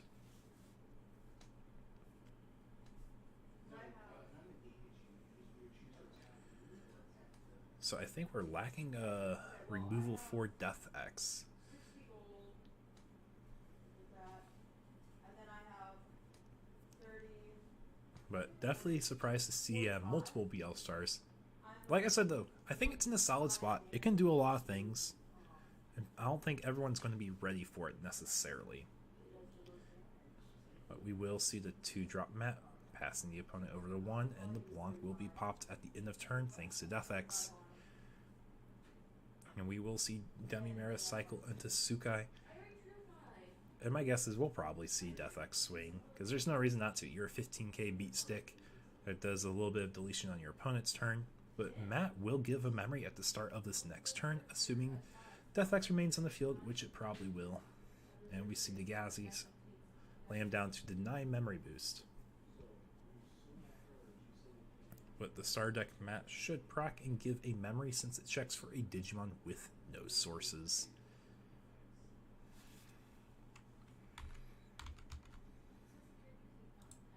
Real quickly, don't forget your starter Matt does proc.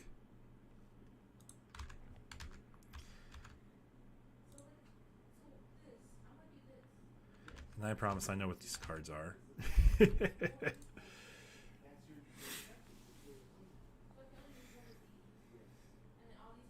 Yeah, so out of curiosity, how many people here in chat plan on coming to Nats, whether to play in the main event or be a spectator? Because I know they do a lot of spectators, and they have really cool side events also.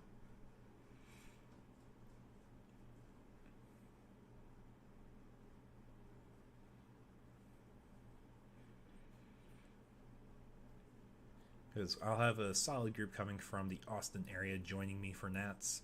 I know a lot of people from around the country that are going to be tagging along as well.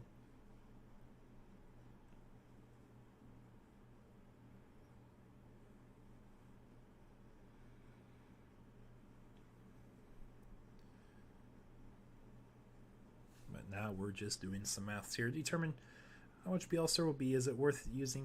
Do we have a way to answer Death X still? Because that card has remained on the field. And it does spell out lethal, assuming that it will stick around and the rookie will stick around for each to getting a swing respectively. But we do see a Lucamon coming down here for 5, recovering 1. That is another way to undo the math. Or to do the math, but Death X will still proc and pop that Lucamon.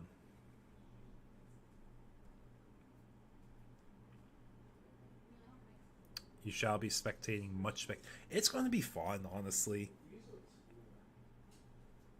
I mean, you're spectating the stream for commentating too, right? You know, I'm curious, do you know what the stream setup's going to look like? I've been to Pokemon events before that stream, and I really love how their setups are. I hope we see something similar for Digimon. My guess is it's still to be determined for some of it.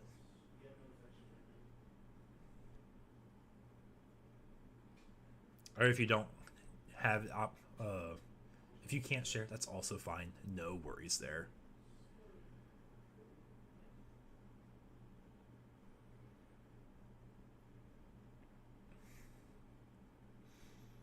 I want to see a Jack Raid with exactly 10 cards and trash there.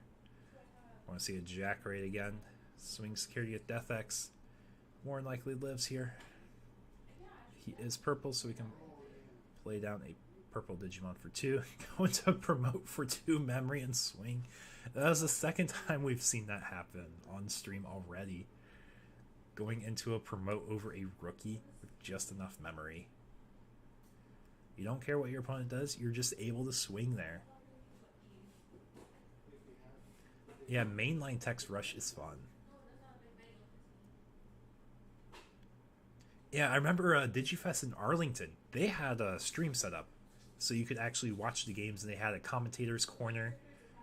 So I think they had that ready, and it was exciting to see that. But it looks like we have resolved this set here. So with that being said, I'm going to go ahead and put the stream on a break, and I will be right back with our first bit of Top Cut. That being said, chill out there, and I'll be back with some raffles as well for people in the audience.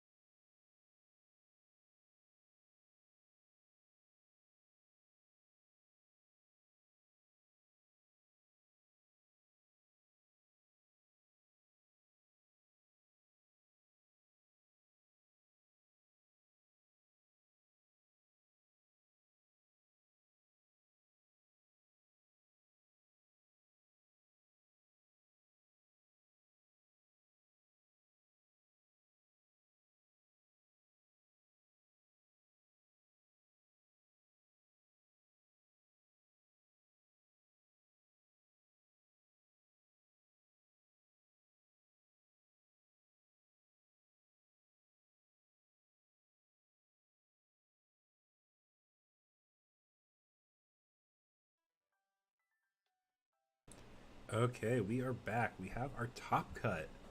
Our top 4 players made it into the final round. Basically, last 2 rounds per se. I'm going to be getting up our stream here in a second. There we are. You get to see my beautiful face again. Thank you so much for your patience, y'all. But in our top cut, we have 1 Melga, 2 Purple Toolbox, and 1 Ancient OTK. A little wild and definitely not something I was expecting to see for a BT11 tourney. But let's go ahead and get our stream set up. That.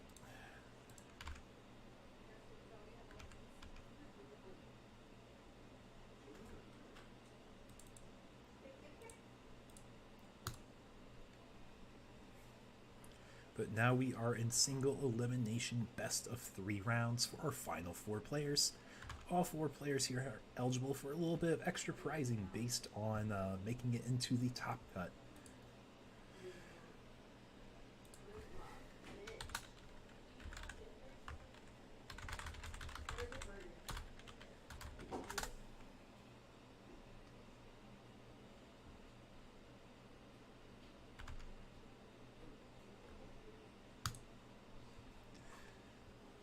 Yeah, after top cut, we had 1 person that was X1 just not make it based on resistance.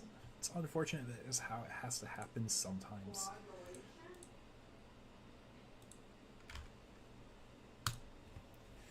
With that being said, players are set up. It looks like they'll be getting ready here in just a moment as we start our second final round of the circuit series.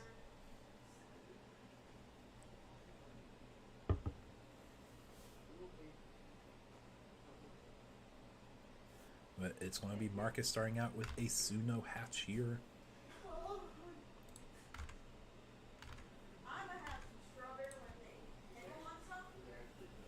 But we're going to start with that Gabu X search, which will get the X Hanty option and the Garuru X high value tutoring target. Demi Mara will open up for Marg at the top here, as we will see his purple toolbox start building up and getting pieces in moving order. But we see the Kinkaku, I believe that one is. I always get Kink and Ginkaku mixed up. But it is part of the Promote gang, and the whole focus of this deck is using the Underworld's Calling option to summon the entire gang together, gain a memory, draw a card for effectively a 3 memory rush. But we see Gabu X Swing Security finding the memory fixer. Nothing to pull from the trash, but being set to 3 memory will make a difference here in the long run. Especially of this game one where we are struggling to find the pieces we want for our stack. And we will go with another Gabu X here, looking at the top 3 with only the X Ante option as a valid target. So we push it over to Marg's turn, where he gets to draw and decide if he wants to push out his stack from raising. Plenty of reason not to against Melga, but he is feeling comfortable with a push out here.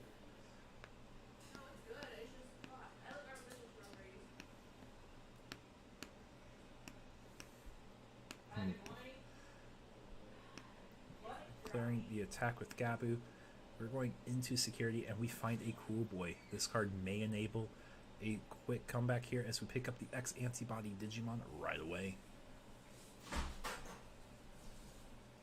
And we go into Chimeramon here for 4. We're going to draw nothing to tuck underneath, but we're going to give minus 2k to both of the bodies. So we effectively made a free board clear out of nowhere. So this choke was a lot more effective than we thought it would be. Or the play, I should say. Because Cool Boy can't proc off of that Garuru X.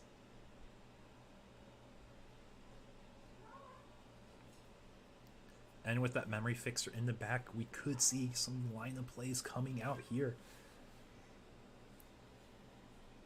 And we see that promo Werga for 3 in the back, and he will get fixed to 3 thanks to his fixer. We hatch off our next Demi Mara here. So we're thinking, what can he go up into?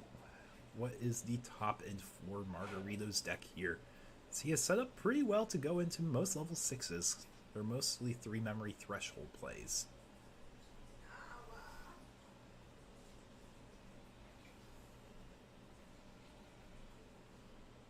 But we're going to see a swing towards security, and we will get the proc for the Gabu to draw 1 and pitch 1. And we will pitch a promote here.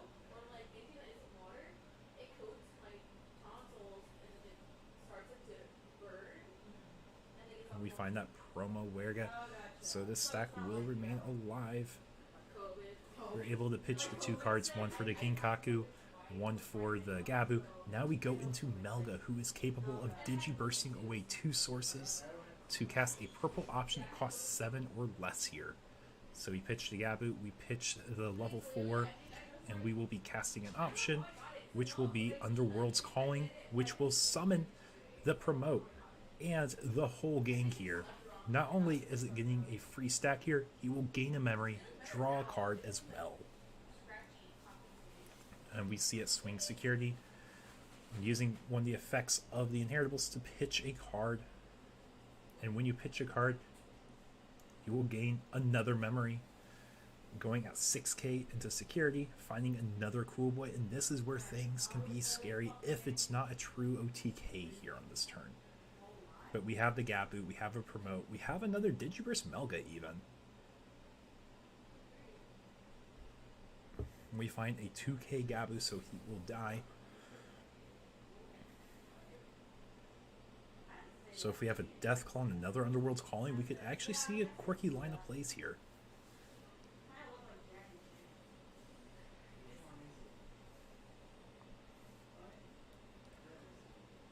But it looks like this is the main combo of the deck and what we try to do with our promo Melga stack. And it's Melga versus Melga. It's a funny thing here. But we're going to see that stack go into a blue Meramon for 3. He does have Retaliation and the same effect as Lady Devimon. You draw for Evo, then you draw 2, pitch 2 for some more cycle. Leaving the opponent at 1, but with 2 Cool Boys and a Werga promo in raising, we can see a clap back here still.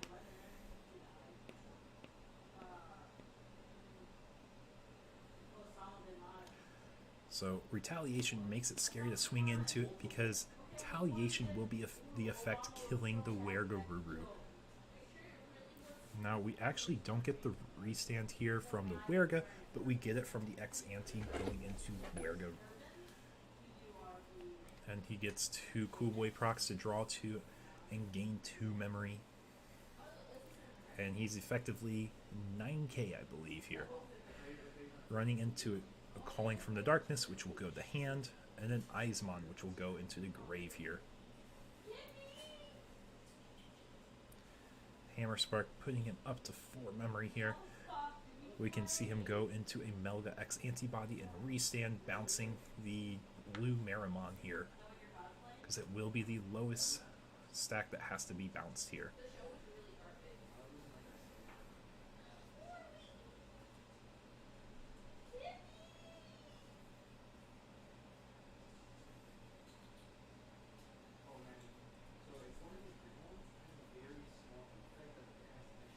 And our first check is a Deathclaw with no target. Second check is the Dash Pack Melga, and we're just going to see a swing for game here.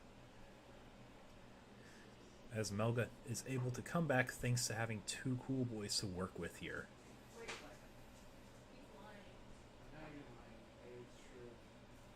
And we're going to see the player set up for game 2 here, but we were able to see the combos from both sides of players executing their game plans at least.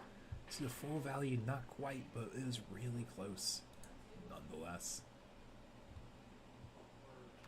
No, you go first. I was just rolling to see which one is the one that's working. I told you to look for it. You didn't move your finger. Everyone draws 7. You don't feel them at all. Not there. She knows how to play a game. It doesn't matter. You know what you draw 7. It does though. No, it does.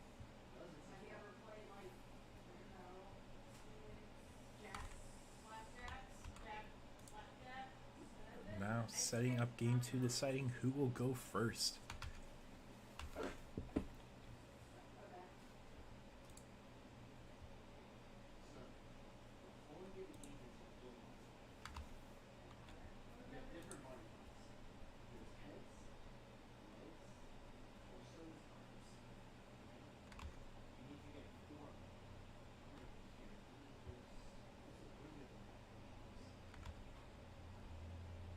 Looks like we might be getting a webcam reset up here. Be right back.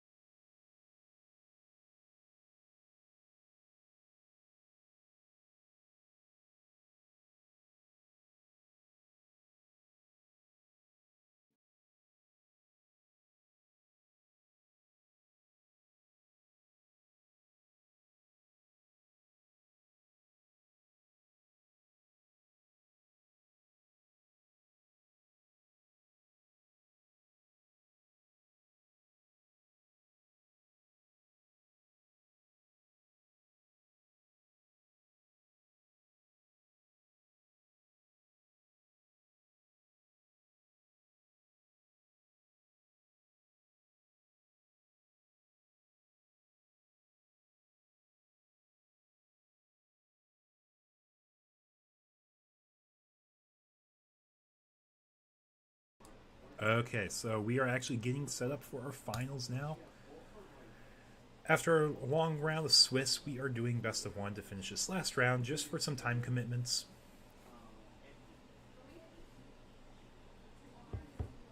But that's also the default setting for Top Cut Swiss. That was on me. But nonetheless, free tournament, and I think players are happy still as we are moving along into our final round, where we will see Michael versus Marcus here. We've seen the Guru, we've seen the purple toolbox. Now let's see who will take it in the finals.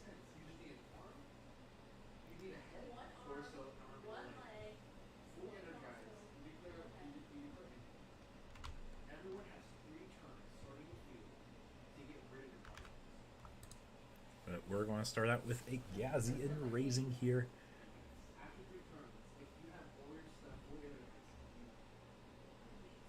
And then go into the Eismon for 2. A great opening for purple. But now we're going to see that Suno, and we're going to get our Gabu line started up here with a Guru Slam on the board. That is one way to start. Stack out. And we're going to see Eismon make its way towards security, finding a Gabumon so he lives. If we have a Deathclaw, this could be a devastating turn of events. But we're going to see Eismon slammed for 4, leaving the opponent with 2 memory. So next turn you play another card like that. We'll go into that Gabu X and raising now. Since we have that rookie, we can start building up this time with a little bit of safety. But we'll go into that Garuru X for free. And when we swing, we do get the draw because we have Garuru in our name. But Hammer Spark will put us to 3 and give us a way to play with that promo now.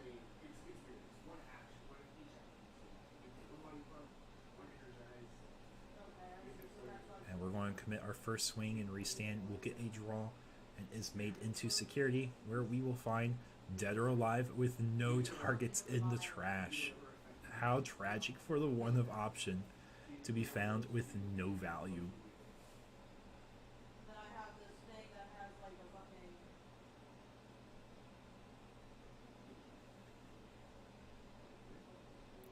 And we're going to see another swing to security, drawing a card thanks to that Garuru inheritable again.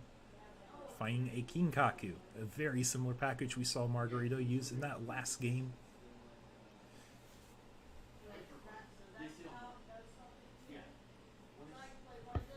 And we will see that X antibody option now. We weren't expecting to make it this far, but we've drawn into pieces. We will go into that Melga X, where we do get the restand and we do get to bounce on both of the bodies here. Showing that Melga is not only a strong OTK deck, but has strong potential for removal as well. Which is something that we're seeing a lot of OTK decks have in this game. They have potential for removal while being aggressive. But we're going to see Eismon come down again, and another Eismon come down once more. So we're going to get our upkeep draw for turn here. We're counting our cards in hand because we might have 2 checks off of that Melga right away. We have that Gabu, and we just pushed out from raising also. And we find our first check is going to be a 2k Gazi, which will kill that Gabu X stack.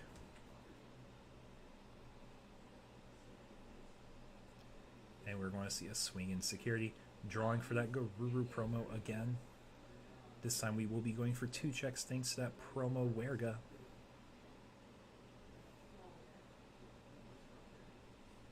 And if we find a Blitz Omni, we do have game. And with that being said, we found Blitz Omni and we take the game. With that being said, that is the conclusion of today's event. Thank you so much everyone for watching, and with that being said, take care and